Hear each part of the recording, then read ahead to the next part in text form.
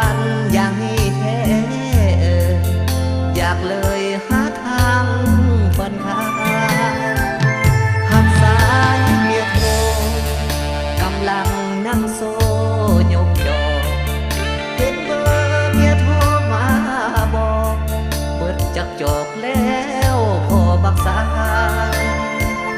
มาโพดเอาเลือสิบ่มือเฮือนบ่ละอายเมียว่าคอยปิดตานางคิดอยากอายสาวน้อยนั่งนำเห็นเบอร์เมียดื่มเบียร์ก็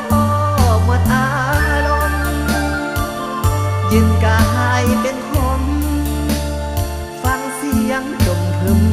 พำแม่อยู่ความเขา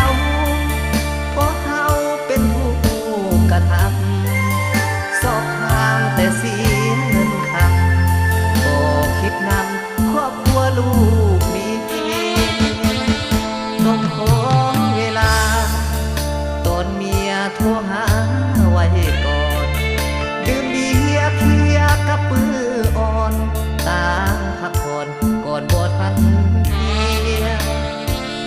บ่เคยคิดว่า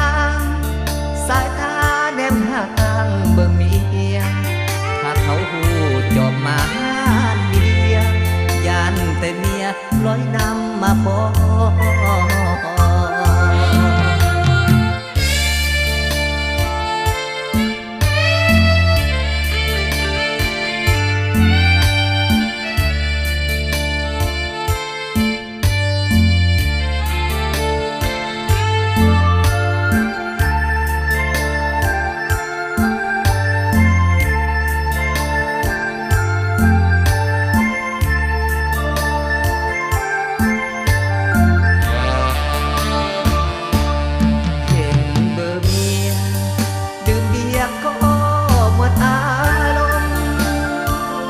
ยืนกายเป็นคนฟังเสียงจมพึมพำแม่อยู่ความเขาเพราะเขาเป็นผู้กระทำสอบทางแต่เสียเงินคำก็คิดนำครอบครัวลูกมีต้องขอเวลาตอนเมียโทรหาไว้ก่อนดื่มเบียร์เพียกับปื้ออ่อนต่างพักผ่อนก่อนบ่ทันเที่ยงบ่เคยคิดว่าสายตาแนมห่างเบิ่งเมีย